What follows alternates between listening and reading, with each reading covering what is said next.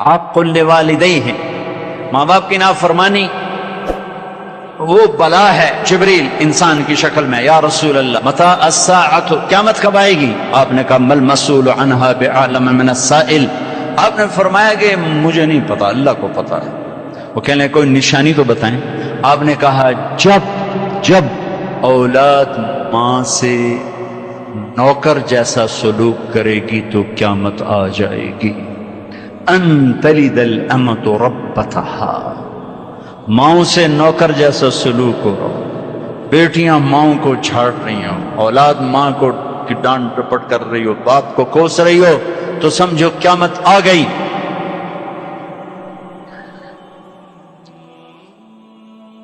یہ نہیں کہا جب کفر پھیلے گا قیامت آئے گی، حالانکہ جب کفر پھیلے گا قیامت آئے گی، لیکن یہ وہ گناہ ہے جو کفر پہ بھی چھا جاتا ہے۔ ان تلد الامۃ ربتہا، جب ماؤں کو ذلیل کیا جائے گا قیامت آ جائے گی۔ حق لوالدیہ، ماں باپ کے نافرمان نہ دنیا ہے نہ آخرت۔ ایک صحابی ہے، یا رسول اللہ میرا باپ نا میری کمائی میں سے خرچ کرتا، مجھ سے پوچھتا ہی نہیں، اور شرعاً قانوناً اگر میری کمائی میرے باپ کی جو کمائی ہے یا زمین ہے جائیداد ہے اس سے الگ میں نے اپنی محنت سے کوئی کمائی کی ہے، وہ میری ذاتی چیز ہے، قانوناً میرے باپ کو بھی پوچھنا چاہیے کہ بیٹا یہ تمہاری چیز میں لے سکتا ہوں، یہ پیسہ میں استعمال کر سکتا ہوں، قانون یہ ہے۔ تو اس نے قانون کی بات کی کہ میرا باپ میرا مال اٹھا کے خرچ کر دیتا، مجھ سے پوچھتا ہی نہیں۔ آپ نے کہا اس کے باپ کو بلاؤ۔ اس کے باپ کو بلایا تو وہ انہوں نے پوچھا کیوں بلا رہے ہیں؟ کہا تیرے بیٹے نے تیری شکایت کی۔ تو اس کو اتنا غم لگا کہ وہ کٹ کے مر گیا۔ اور عرب کی شاعری تو پھر پوری دنیا میں مشہور ہے، آج بھی مشہور ہے، تو اس نے دل ہی دل میں کوئی شعر کہے، درد بھرے دکھ بھرے، اور وہ انہی شعر کو اپنی زبان سے نہیں دل ہی دل میں کہتا کہتا دربار رسالت میں مسجد میں پہنچا تو جبریل پہلے آ چکے تھے۔ کہنے لگے یا رسول اللہ، اللہ تعالیٰ فرما رہے ہیں کہ آپ اس سے کہیں کہ پہلے وہ شعر سنا جو تیری زبان سے تو ادا نہیں ہوئے، تو تیرے رب نے عرشوں پہ سن لی ہیں۔ آپ نے فرمایا بھائی تمہارا کیس سنوں گا، پہلے وہ شعر سنا جو تیری زبان سے نہیں ادا ہوئے۔ اللہ نے سنے۔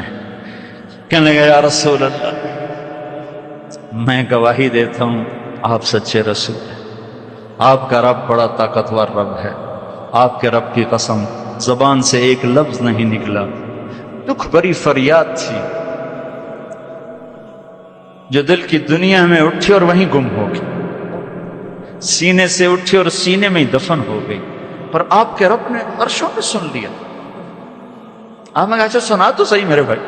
میں کہا جی میں نے کہا غزوتک مولودا ومنتک یافعا تعل بما اجنی علیک وتنہل واذا ضاقتک بالسقم لم ابت لسقمک الا ساہرا اتململ کانی انا المتروک دونک بالذی ترکت به دونی فعینی تحمل تخاف الردى نفسی علیک وانہا لتعلم ان الموت وقت مؤجل فلما بلغت السن والغاية التي إليها ما مدى فيك كنت أؤمل جعلت جزائي غلظة وفظاظة كأنك أنت المنعم المتفضل فليتك إن لم تر حق أبوتي فعلت كما الجار المجاور يفعل أوليتني حق الجوار ولم تكن علي بمال دون مالك تبخل۔ میرے بچے جس دن تو پیدا ہوا اس دن سے ہم نے اپنے لیے جینا چھوڑ دیا، ہم نے تیرے لیے جینا چھوڑ دیا۔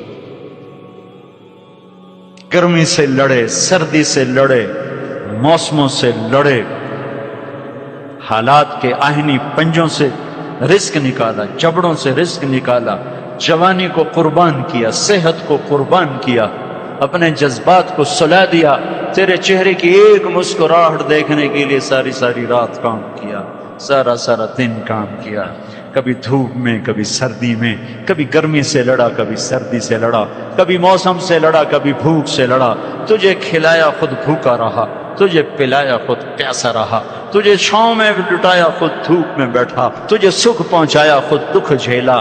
میری تو زندگی پھر تیرے لیے ہوگی، میں نے اپنے لیے جینا چھوڑ دیا۔ جب کبھی تو بیمار ہوا تو ساری رات میں اور تیری ماں تیرے سرانے بیٹھ کے دھڑ دھڑ دل دھڑک رہے ہوتے تھے، کہیں مر نہ جائے، کچھ ہو نہ جائے۔ ہسپتال پہنچیں، ڈاکٹر کو بلاؤ، ٹیکسی بلاؤ، گاڑی بلاؤ، رکشا بلاؤ، جلدی سے ہسپتال پہنچاؤ، مری میں جگہ نہیں، پنڈی لے جاؤ، اسلام آباد لے جاؤ۔ اسی خوفناک خیالات میں ہم روتے تھے، پگھلتے تھے، ٹوٹتے تھے، بکھرتے گئے، چلے گئے خشک پتے کی طرح، اور تیرے چہرے کی ایک مسکراہٹ کے لیے ساری مسکراہٹیں بھول گئے، تجھے صحت مند دیکھنے کے لیے اپنی صحت کے سودے کر دیے۔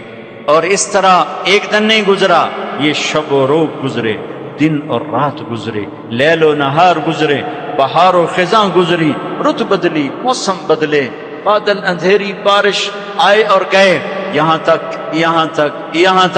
کہ تو پروان چڑھتا گیا، میں ڈھلتا گیا، تجھ میں جوانی میں رنگ بھرا اور بڑھاپے نے میرے سارے رنگ نوچ لیے۔ تو سیدھا کھڑا ہوا تنے کی طرح، میری کمر جھک گئی کمان کی طرح، اور میں آسرے کا محتاج ہوا، تو طاقتور ہو کے جوان ہوا۔ پھر مجھے خیال آیا کہ میں اس کی انگلی پکڑ کے چلا، گود بٹھا کے چلا، کندھے بٹھا کے چلا، ہاتھ بٹھا کے چلا، اس کے لیے در در کی ٹھوکریں کھائیں۔ آج جب میں بوڑھا ہوا ہوں تو اب یہ میری انگلی پکڑے گا، میرا ہاتھ پکڑے گا، میں اس کی لاٹھی بنا، یہ میری لاٹھی بنے گا۔ لیکن ایک دم میرے بیٹے تیری آنکھیں ماتھے پہ چڑھ گئیں، تیرے تیور بدل گئے، تو مجھے یوں دیکھنے لگا جیسے میں تیرا باپ نہیں، میں تیرا نوکر ہوں۔ تو میں نے اپنی زندگی کو جھٹلا دیا اور میں نے کہا میں خواب دیکھ رہا تھا کہ میں باپ ہوں۔ نہیں، میں باپ نہیں، میں نوکر ہی ہوں، میں پڑوسی ہوں۔ تو اچھا میرے دوست، اگر میں پڑوسی ہوں تو پڑوسی کو بھی تو لوگ پوچھ ہی لیتے ہیں، کبھی مجھے پوچھ ہی لیتا ہے بھائی کسی چیز کی ضرورت تو نہیں، کچھ چاہیے تو نہیں۔ یہ اتنے درد بھرے اشعار ہیں کہ میرے تو اتنی فصاحت نہیں کہ میں اس کا ترجمہ کر سکتا، لیکن یہ وہ اشعار تھے کہ میرے نبی زارو قطار روز اور آپ ٹوٹ پڑے اور آپ کی داڑھی آنسوں سے تر ہو، اور آپ نے اس کو گریبان سے پکڑا اور جو جھٹکا دیا، دفع ہو جا، انت و مالک لابیک، تو باپ کے خلاف مقدمے کرتا ہے، نکل جا، تو اور تیرا سب کچھ تیرے باپ کو ہے۔ یہ صرف روزے شب قدر سے متعلق نہیں ہے کہ ماں باپ کا نام فرمان ہے تو اس کی شب قدر برباد ہو گئی، ماں باپ کا نام فرمان ہے تو سب کچھ برباد ہو گیا۔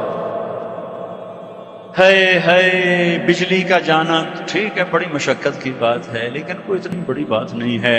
ہمارے تھر پار کر میں آج بھی 2000 سال پرانی زندگی ہے، لوگ ہم سے زیادہ صحت مند ہیں۔ گھر گھر میں ماں باپ کی نافرمانی یہ میرے دیس کا زوال ہے۔ لوڈ شیڈنگ میرے دیس کا زوال اتنا نہیں ہے، گیس کی کمی اتنا زوال کا سبب نہیں ہے، سب سے بڑا زوال کردار کا ہے۔ گھر گھر میں لوڈ شیڈنگ ہے، ماں باپ دکھی ہیں اولاد سے۔ ایک جوان بیٹا باپ سے کہہ رہا تھا تو آج تائیں میرے واسطے کی تھی، اور اس کا باپ جو اس کے چہرے پہ کرب تھا وہ زبان حال سے تو کہہ سکتا تھا، زبان قال سے کچھ نہیں کہہ سکتا تھا۔ جو اس باپ کے چہرے پہ کرب تھا میں آج تک نہیں بھولا۔ تو آج تائیں میرے واسطے کی کیتا ہے، تو آج تائیں میرے واسطے کی بنایا ہے۔ حضرت علی سے کسی نے پوچھا آپ کا بیٹا حسن کیسا ہے؟ فرمایا جب دن ہوتا ہے تو میرے پیچھے چلتا ہے، آگے نہیں چلتا، کہ اگر پیچھے سے کوئی دشمن وار کرے تو اس کے اوپر آئے، میرے اوپر نہ آئے، چونکہ آگے تو میں خود دیکھ رہا ہوں۔ جب رات ہوتی تو میرے آگے چلتا ہے کہ اندھیرے میں نظر نہیں آ رہا، تو کوئی دشمن سامنے سے وار کرے تو میرے اوپر آئے، میرے باپ پر آئے۔ جس کمرے میں بیٹھا ہوں اس کی چھت پہ نہیں چڑھتا کہ باپ کے اوپر نہ ہو جاؤں۔ کھانے پہ میرے ساتھ بیٹھتا ہے تو جب تک میرا ہاتھ سالن میں ہوتا ہے اپنا ہاتھ نہیں بڑھاتا، جب تک میرا ہاتھ روٹی کی طرف نہ بڑھے اپنا ہاتھ نہیں بڑھاتا کہ پتہ نہیں کون سی بوٹی میرے باپ کو پسند ہے اور میں پہلے اٹھا۔ امام زین العابدین اپنی ماں کے ساتھ کھانا نہیں کھاتے تھے، اور عرب میں عیب تھا الگ الگ کھانا، اکٹھے کھانا دستور تھا۔ اب بھی یہی حال ہے، اکٹھے کھاتے ہیں، ایک بڑے تھال میں مل کر کھاتے ہیں۔ تو ایک آدمی نے کہا آپ تو اپنی ماں کے بڑے فرما بردار ہیں، تو آپ ان کے ساتھ کھانا کیوں نہیں کھاتے؟ کہ مجھے ڈر لگتا ہے کوئی ایسی بوٹی نہ اٹھاؤں جو میری ماں کو پسند تھی اور میں نے اٹھا لی تو میں کہیں نافرمان نہ ہو جاؤں۔ ابو ہریرہ رضی اللہ عنہ دیکھا دو آدمی جا رہے، ایک جوان ایک ذرا بوڑھا، یا ہذا، کھڑے ہو گئے نوجوان، ما ہذا منکا، یہ تیرا کیا لگتا ہے؟ کہا جی میرے باپ ہیں۔ کہا کبھی اس کے آگے نہ چلنا، کبھی اس کے آگے نہ چلنا، کبھی اس سے پہلے نہ بیٹھنا، کبھی اس سے پہلے نہ بیٹھنا، کبھی اس کا نام لے کے اس کو نہ پکارنا۔ ماں باپ کی نافرمانی صرف روزے کو برباد نہیں کرتی، شب قدر کو برباد نہیں کرتی، پورے معاشرے کو برباد کر دیتی۔